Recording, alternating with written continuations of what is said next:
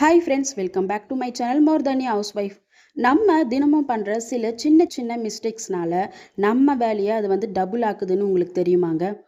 அப்படி நம்ம பண்ணுற மிஸ்டேக்ஸில் ஒரு 5 காமன் மிஸ்டேக் எல்லாருமே பண்ணுவோங்க. அதை பற்றி தான் இன்றைக்கி வந்து நம்ம பேச போகிறோம்.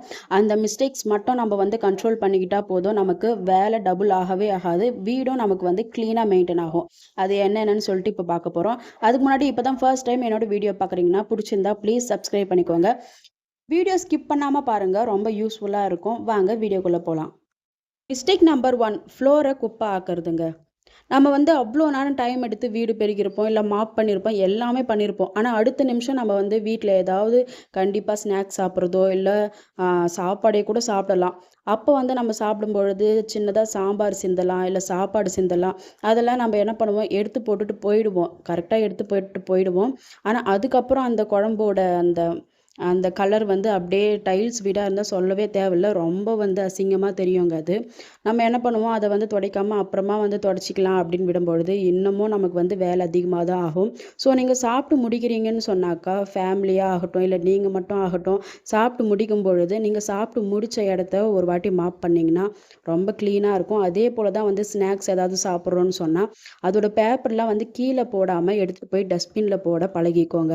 பசங்களுக்கும் வந்து சொல்லிக் கொடுங்க. அந்த ஹேபிட் வந்து கண்டிப்பாக எல்லாருக்குமே வரணுங்க. அப்படி வரும்பொழுது நம்மளுக்கு வந்து ஃப்ளோர் வந்து சீக்கிரமாக குப்பை ஆகாது, நமக்கும் வந்து வேலை கூடாது. அகெயின் திரும்பவும் வந்து நம்ம பெருக்கிட்டே இருக்கணுமே அப்படின்ற ஒரு டென்ஷன் இருக்காது. சரிங்களா?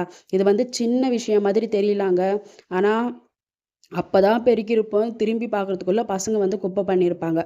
அதை பார்க்கும்பொழுது எவ்வளோ டென்ஷன் ஆகும் தெரியுமா? அதனால பசங்களுக்கும் சொல்லிக் கொடுங்க. நீங்களும் அந்த தப்பை பண்ணுறீங்கன்னா அதை வந்து இப்போத்துலேருந்து சேஞ்ச் பண்ணிக்கோங்க. ஓகேவா?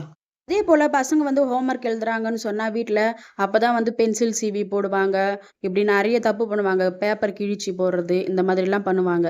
இப்போ வரைக்குமே நான் என் பசங்களுக்கு ஒரே ஒரு விஷயம் சொல்லி கொடுக்குறது என்னென்னா, பென்சில் வந்து ஷார்ப் பண்ணாலும் எடுத்துகிட்டு போய் வெளியே தான் வந்து நீங்கள் எல்லா வேலையும் பண்ணிட்டு வரணும் அப்படின்னு சொன்னது இப்போ வரைக்குமே அவங்க வந்து ஃபாலோ பண்ணுறாங்க. அதை பார்க்கும்போது எனக்கு ஒரு சின்ன ஹாப்பினஸ்.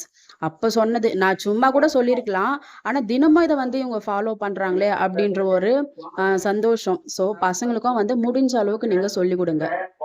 இது வந்து ஒரு சிம்பிள் ஹேபிட்டா தெரியலாங்க.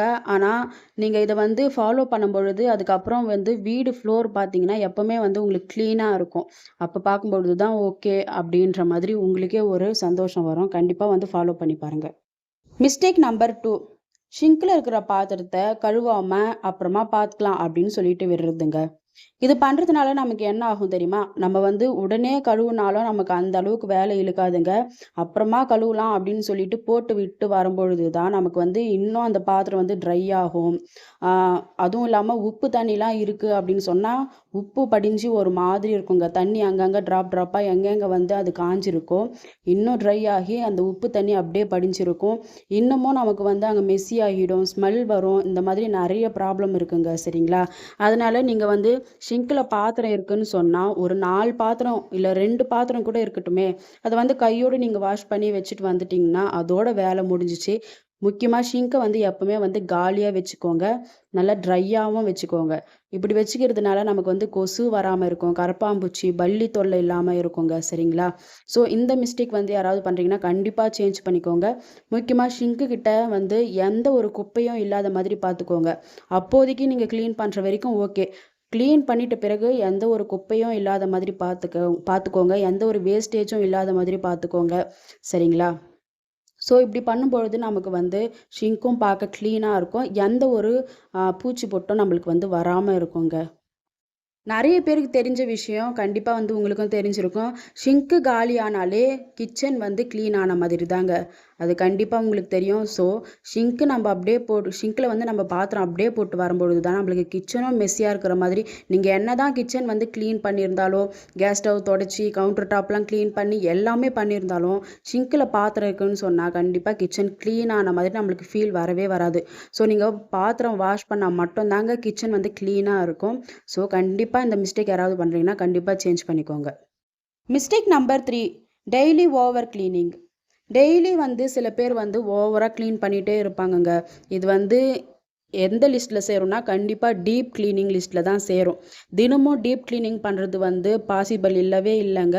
அது நிறைய பேருக்கு தெரிய மாட்டேங்குது சரிங்களா. டீப் கிளீனிங்ன்றது வந்து வீக்கெண்டில் இல்லை மந்த்லி ஒன்ஸு அந்த மாதிரி பண்ணுற பட்சத்தில் ஓகே.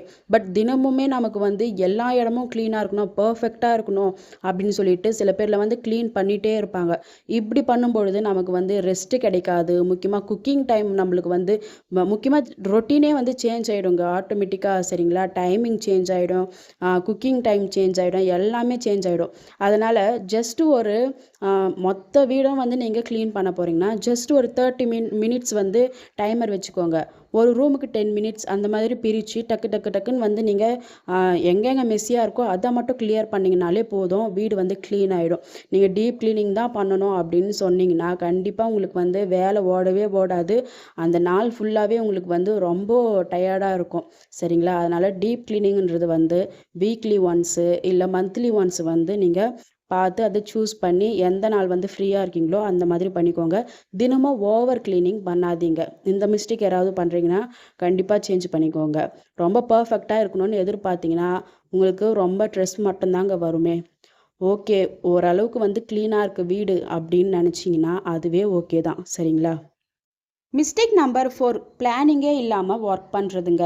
இது வந்து சின்ன விஷயமா தெரியலாம், பட் ஒரு நாள் நீங்கள் வந்து அதை பண்ணிங்கன்னா மட்டும்தான் உங்களுக்கு வந்து எவ்வளோ கஷ்டமாக இருக்குன்னு தெரியும். ஒரு நாள் வந்து நீங்கள் எந்த பிளானுமே பண்ணாதீங்க. இன்றைக்கி என்ன குக்கிங் பண்ண போகிறோம், காலையில் என்ன ஒர்க் பண்ண போகிறோம் இப்படின்னு எதுவுமே இல்லாமல் நீங்கள் வந்து ஸ்டார்ட் பண்ணி பாருங்களேன். கண்டிப்பாக மண்டை பிச்சுப்பீங்க நீங்கள் வந்து. ஏன்னா எனக்கு நடந்திருக்கு, அதனால தான் சொல்கிறேன் சரிங்களா.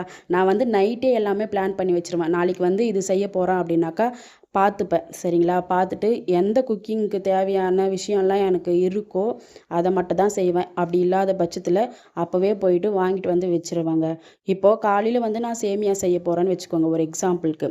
அதுக்கு நான் நைட்டே வாங்கி வச்சாதான் நான் அது செய்ய முடியும் இல்லைங்களா. திடீர்னு காலையில் நான் சேமியா செய்யலாம் அப்படின்னு நான் பிளான் பண்ணிவிட்டு கடைக்கு போயிட்டு வாங்குறதா இருந்தாக்கா அது கண்டிப்பாக நடக்காத விஷயம். ஸோ நீங்கள் வந்து நைட்டே பிளான் பண்ணி வச்சுக்கோங்க. அதை விட முக்கியமான விஷயம் என்னென்னா, நீங்கள் காலையில் எழும்பொழுது எந்த ஒர்க்கு ஃபஸ்ட்டு எந்த ஒர்க்கு லாஸ்ட்டு அதையும் வந்து டிசைட் பண்ணி வச்சா மட்டும்தான் இன்னும் ஈஸியாக போகும் நமக்கு வந்து. நீங்கள் வந்து ஆல்ரெடி என்னோடய லாஸ்ட் வீடியோ பார்த்துருப்பீங்க. என்னோடய ரொட்டீன் வந்து ஷேர் பண்ணியிருப்பேன், பார்க்காதவங்க பாருங்கள். அதில் வந்து ஃபஸ்ட்டு நான் எழுந்த உடனே கிச்சன் தாங்க ஃபோக்கஸ் பண்ணுவேனே. கிச்சனில் எல்லா ஒர்க்கும் முடிச்சிட்ட பிறகு தான் அதுக்கப்புறம் பசங்களை ஸ்கூல் காமிச்சிட்ட பிறகு அதுக்கப்புறம் ஹால் க்ளீன் பண்ணுவேன், அதுக்கப்புறம் ரூம் க்ளீன் பண்ணுவேன், எல்லாமே சொல்லியிருப்பேன். ஸோ இந்த மாதிரி நம்ம வந்து வேலை பிரித்து நம்ம வந்து வச்சுக்கிட்டோம்னாக்கா ரொம்ப ஈஸியாக இருக்கும். ஏன்னா நிறைய ஒர்க் இருக்கும் பொழுது நமக்கு வந்து சில பேருக்கு எங்கே இருந்து தான் ஸ்டார்ட் பண்ணுறது அப்படின்ற ஒரு கன்ஃபியூஷன் இருக்கும். அதெல்லாம் விட்டுட்டு இந்த வேலை இம்பார்ட்டன்ட், இதை ஃபஸ்ட்டு முடிக்கணும் அப்படின்னு நம்ம வந்து பிளான் பண்ணி வச்சுக்கிட்டோம்னா ஃபர்ஸ்ட் வந்து இம்பார்ட்டன்ட் ஒர்க்கை முடிச்சுட்டு அதுக்கப்புறம் கூட மொத்த வேலையெல்லாம் செஞ்சுக்கலாங்க. ஓகேவா. ஸோ இந்த மிஸ்டேக் யாராவது பண்ணிங்கன்னா கண்டிப்பாக சேஞ்ச் பண்ணிக்கோங்க. இதுக்கப்புறம் பிளான் பண்ணி எல்லாமே பண்ணுங்கள். மிஸ்டேக் நம்பர் 5, எல்லா ஒர்க்கும் நம்மளே பண்ணுறதுங்க. நம்மளே பண்ணுறது மீன்ஸ் நம்ம ஒர்க்கு நம்ம பண்ணுறது ஓகேங்க. ஆனால் அடுத்தவங்களுக்காகவும் நம்ம போய் ஓடி ஓடி அதை எடுத்து கொடுக்குறது இதை எடுத்து கொடுக்குறது அப்படின்னு சொல்லிட்டு நம்ம ஒர்க் பண்ணும்பொழுது நடுவில் நிறைய பேர் நமக்கு வந்து டிஸ்டர்ப் பண்ணுவாங்க வீட்டில் சரிங்களா. ஸோ நீங்கள் ஸ்ட்ரிக்டாக சொல்லிட்டீங்க, உங்கள் வேலையை நீங்கள் தான் செஞ்சுக்கணும் அப்படின்னு சொல்லிட்டு. அது வந்து ஹஸ்பண்டாக இருக்கலாம், இல்லை வீட்டில் வேறு யாராவது பெரியவங்க இருந்தாலும் இருக்கலாம், இல்லை வந்து கிட்ஸு கொஞ்சம் ஓரளவுக்கு நல்லா மெச்சூர்டாக இருக்காங்க அப்படின்னு சொல்லும் பொழுது அவங்க வேலையை அவங்களே பார்த்துக்க சொல்லுங்கள். இந்த வாட்டர் பாட்டில் வந்து ஃபில் பண்ணுறது இது எல்லாமே சின்ன சின்ன வேலை அவங்களே செஞ்சுக்கலாங்க. ஆனால் சில வீட்டிலலாம் என்ன பண்ணுவாங்க, A to Z எல்லாமே இவங்களே செய்கிற மாதிரி இருக்கும் ஹவுஸ் ஒய்ஃபே. அந்த மாதிரி மட்டும் ஹேபிட் எடுத்துகிட்டு வரவே வராதீங்க. இந்த மிஸ்டேக் யாராவது பண்ணுறீங்கன்னா ரொம்ப கஷ்டங்க சரிங்களா.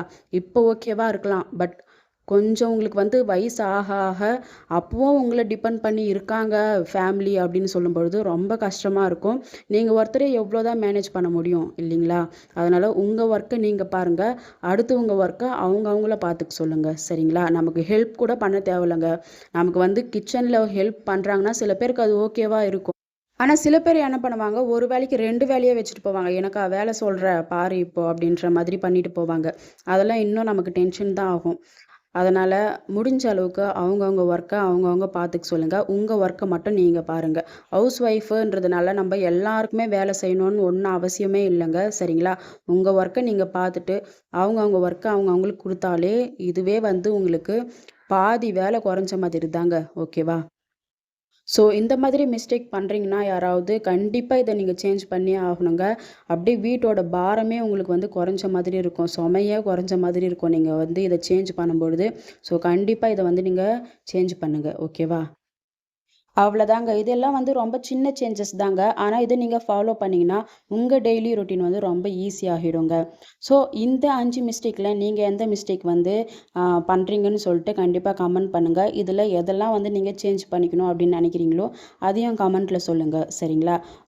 Okay friends. கண்டிப்பா இந்த வீடியோ வந்து உங்களுக்கு ரொம்ப யூஸ்ஃபுல்லா இருந்திருக்கும்னு நெனைக்கிறேன். அப்படி யூஸ்ஃபுல்லா இருந்திருந்தா, புடிச்சிருந்தா லைக் அண்ட் கமெண்ட் பண்ணி, ஷேர் பண்ணி, சப்ஸ்கிரைப் பண்ணி தொடர்ந்து வீடியோக்கு சப்போர்ட் பண்ணுங்க. நெக்ஸ்ட் வீடியோல பார்க்கலாம். பாய்.